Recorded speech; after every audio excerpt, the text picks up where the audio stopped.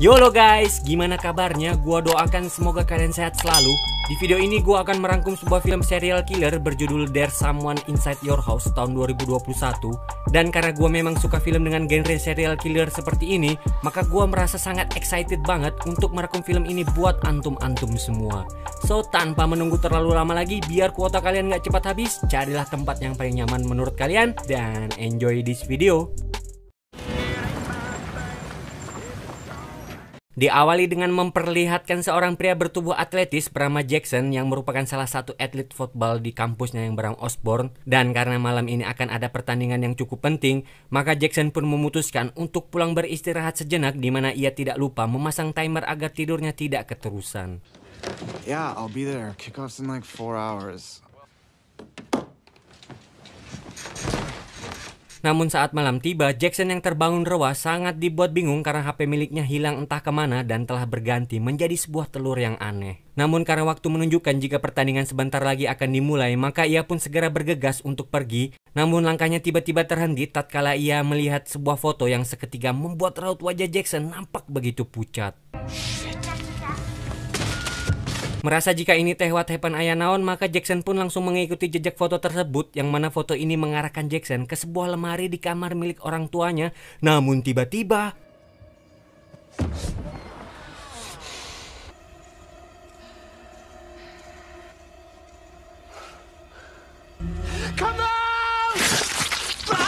entah siapakah orang ini, namun yang pasti Jackson yang tadi merasa pede, tiba-tiba saja nyalinya berubah menjadi ciut tatkala saat si pria ini akan berniat untuk membunuh Jackson. Sehingga dari sini bisa kita petik sebuah pelajaran yang bahwasannya nyali saja tidaklah cukup jika kita tidak berbarengan menggunakan otak dalam bertindak. Dan inilah ada seseorang yang masuk ke dalam rumahmu. Au! Anjrit, baru mulai aja udah dibuat tegang. Gimana? Masih pingin lanjut?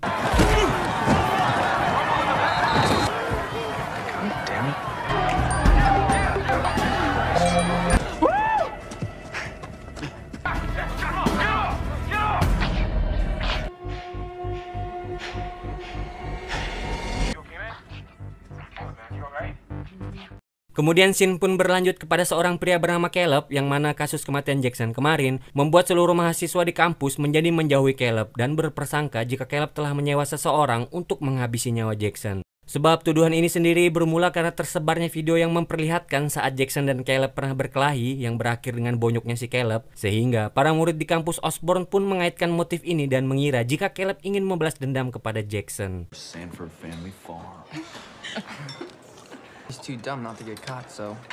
Namun beruntung karena masih ada beberapa mahasiswa yang merupakan satu geng dan masih mau berteman dengan Caleb, yang mana orang-orang ini bernama Makani, si tokoh utama, lalu ada Alex, Rodrigo, Zex, dan Derby. Caleb, pleasure to meet y'all, I guess.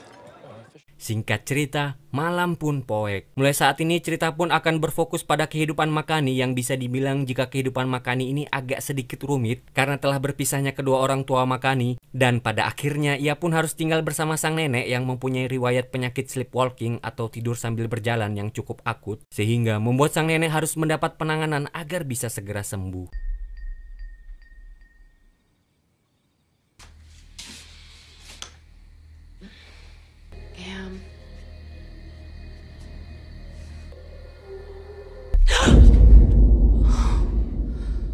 Esok harinya, salah seorang mahasiswa yang bernama Katie terlihat sedang mempersiapkan acara pemakaman untuk Jackson, di mana kita akan kembali diperlihatkan dengan kemunculan sang pria misterius yang secara tiba-tiba menyerang dan ingin menghabisi nyawa Katie.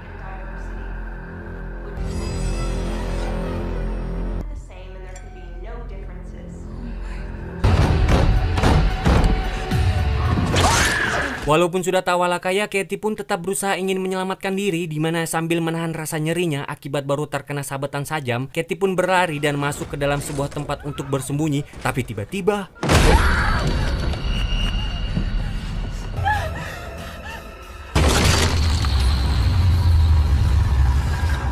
dan betapa begitu terkejutnya para warga saat mereka masuk dan melihat tubuh Katie yang telah digantung di depan altar gereja dalam keadaan sudah tak bernyawa.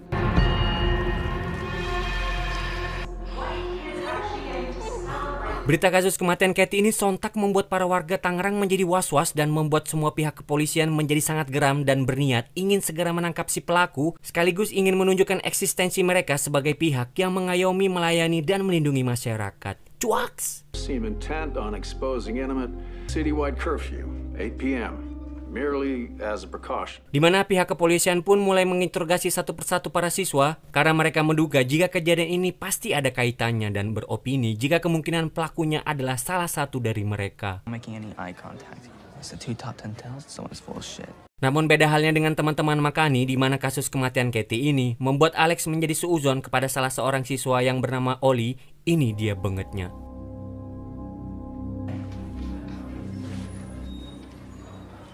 Di sela-sela interogasi, tiba-tiba saja Pak Polisi memanggil nama Zack dan mempersilahkan Zack untuk pulang tanpa harus mengikuti interogasi, di mana hal ini merupakan permintaan ayah Zack yang merupakan salah satu orang cukup penting di kota ini.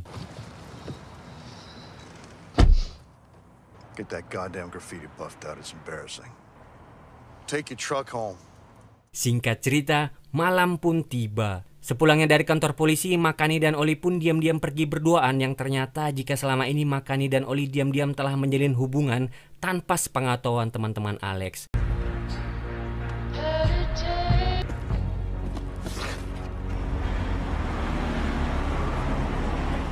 Entah karena alasan apa si Makani ini menyembunyikan hal tersebut, namun yang pasti momen ini mereka manfaatkan untuk melakukan sedikit olahraga kecil di malam hari sehingga terjadilah suatu fenomena alam yang biasa kita sebut dengan mobil bergoyang.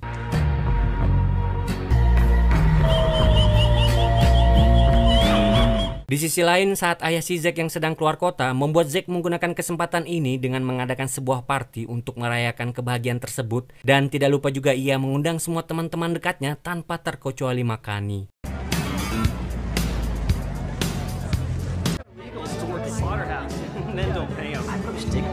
Setibanya Makani di sana, ia pun langsung berpisah dengan Oli dan dengan begitu polosnya Makani pun memperlihatkan kepada teman-temannya jika mereka berdua ini nampak tidak memiliki hubungan sama sekali. Lalu Rodrigo yang tidak suka melihat dengan kehadiran Oli dengan sengaja langsung mengejek dan mengusir Oli untuk pergi dari hadapan mereka pada saat itu juga. Oh my god, guys, that was really mean. No, it wasn't. Bro.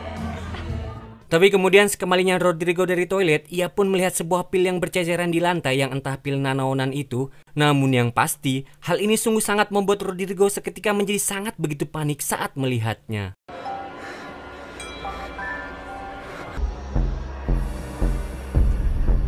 Dan dengan bersamaan tiba-tiba saja lampu di rumah itu seketika mati, di mana muncul juga sebuah video yang terkirim pada semua orang di sana. Yang jika bisa kita lihat dari video tersebut, ternyata video itu menunjukkan jika Rodrigo selama ini adalah seorang pemakai pil pereda rasa nyeri, dan hal ini sangat memalukan bagi dirinya. Keadaan pun semakin bertambah keos tatkala sang pria misterius kembali muncul dan kini bersiap untuk menghabisi nyawa Rodrigo. Namun yang bikin aing kesel, bukannya itu psikopat dikeroyok atau kumaha gitu. Tapi ini mereka malah lari ketakutan yang akhirnya berujung pada mati Rodrigo dengan very mengenaskan di tangan sang psikopat.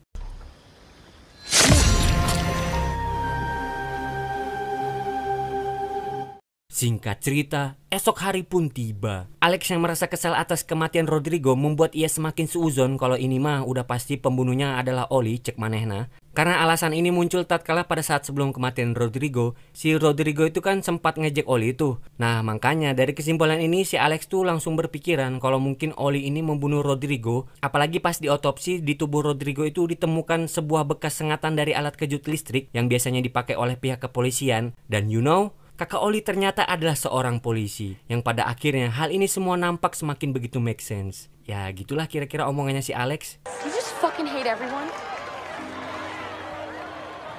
Makani yang merasa kesal langsung pulang ke rumahnya, di mana ia bertemu dengan sang nenek yang sedang bersiap untuk pergi berobat perihal mengenai sleepwalkingnya tersebut. Dan keesokan harinya Makani pun janjian bertemu dengan Oli untuk kemudian mereka berdua pun berjalan-jalan agar bisa menghabiskan waktu bersama dalam situasi yang danger seperti saat ini.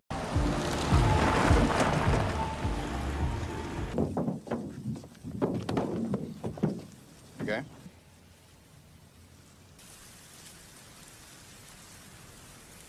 Dan saat akan pulang, Oli pun bertanya kepada Makani, sampai kapan sih kita harus pacaran backstreet kayak gini? Aing tuh geus capek pacaran kos kieu.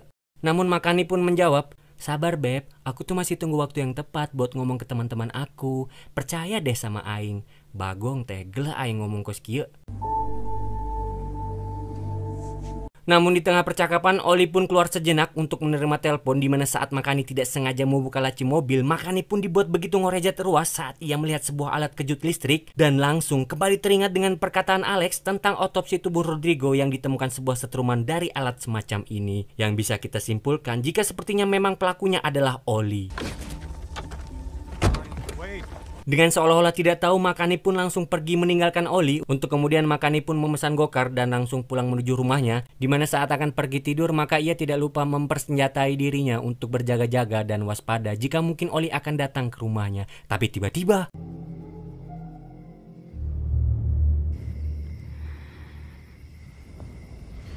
ya, apa yang ditakutkan Makani sungguh menjadi kenyataan, yang mana ia langsung bergegas untuk menyelamatkan diri. Akan tetapi langkah Makani terhenti tatkala saat ia melihat banyaknya foto yang menempel di sebuah ruangan, yang entah ini teh foto apa. Tapi yang pasti, hal ini sangat membuat Makani nampak begitu shock dan tiba-tiba lagi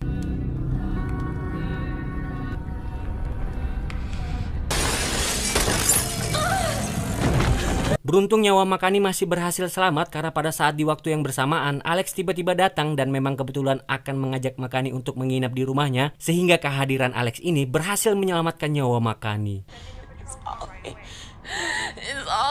Makani yang dilarikan ke rumah sakit dan sudah bersama dengan teman-temannya akhirnya menceritakan semuanya, di mana akhirnya Makani pun jujur jika selama ini ia telah menjalin hubungan dengan Oli, dan inilah yang menjadi alasan kenapa awalnya Makani tidak percaya sama sekali jika Oli adalah pelakunya. Lalu Makani pun juga mulai menceritakan satu rahasia besar lagi, yang ternyata saat masih SMP dulu, Makani juga pernah mengalami masuk penjara akibat sedikit perselisihan dengan temannya, yang berujung dengan membuat temannya tersebut mengalami luka bakar hebat akibat kejadian tersebut. Dan inilah yang menjadi jawaban kenapa tadi Makani sangat begitu shock saat melihat foto-foto yang ditempel tersebut.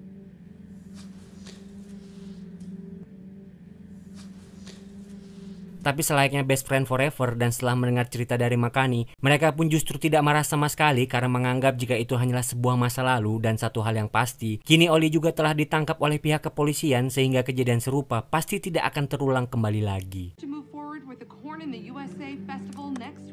Singkat cerita, beberapa hari pun berlalu. Setelah keadaan sudah mulai aman dan kondusif, maka ayah Zack yang merupakan orang penting di kota ini sedang membuat sebuah festival yang terbuat dari labirin ladang jagung, di mana orang-orang diperbolehkan untuk datang dan bermain di dalam labirin ladang jagung tersebut. Bahkan para siswa pun juga ingin ikut mendatangi tempat tersebut, namun sayangnya Makani harus tertinggal dan harus menunggu jemputan dikarenakan bisnya sudah terlalu penuh.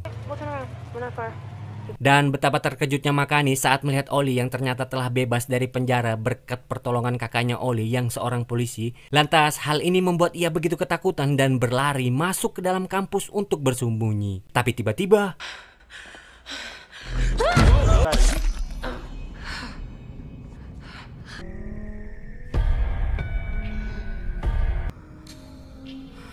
tiba-tiba dari belakang ada seseorang yang menusuk Caleb, dan pada saat yang bersamaan datanglah Oli, di mana ia langsung membantu Caleb yang dalam keadaan terluka dan melaporkan kejadian ini kepada pihak kepolisian. Lantas, kalau bukan Oli pelakunya, jadi siapa dong?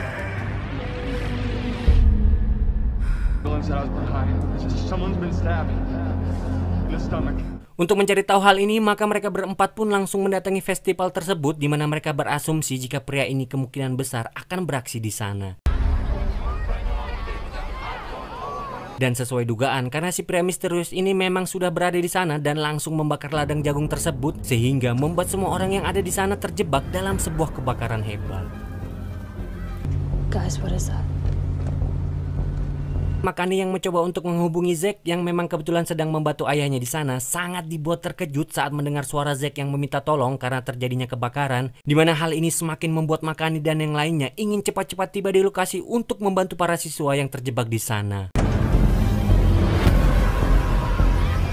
Mereka pun mencoba untuk menerobos kobaran api, yang mana ini mereka lakukan untuk membuat sebuah jalan agar nantinya jalan ini bisa digunakan orang-orang untuk keluar dari labirin ladang jagung tersebut. Untuk kemudian mereka pun mencari lokasi si pria misterius, dan tidak lupa juga Makani dan Oli mempersenjatai diri mereka untuk self defense saat bertemu si pria jahat tersebut. Dan benar saja, tidak lama dari itu mereka pun melihat si pria ini yang ternyata sudah bersama dengan ayah Zack, yang mana si pria ini langsung menghunuskan pedangnya tepat ke arah si bapak ini sehingga membuat beliau modar. Dan ternyata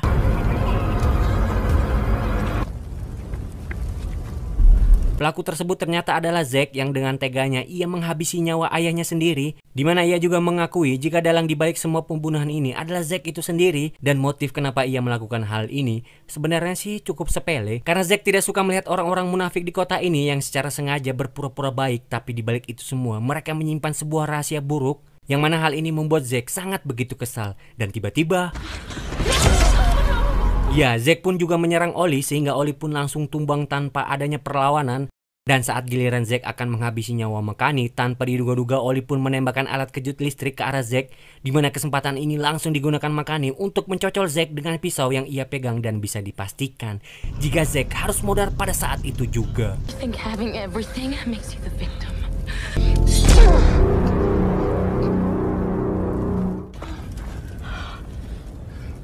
Singkat cerita, beberapa bulan pun berlalu. Pada akhirnya Makani dan teman-temannya yang lain kini bisa merayakan kelulusan mereka dengan tenang, di mana akhirnya juga Makani dan Oli memutuskan untuk melakukan pernikahan. Namun dibalik itu semua, kejadian buruk ini akan selalu mereka ingat dan akan mereka kenang hingga akhir hayat mereka nanti.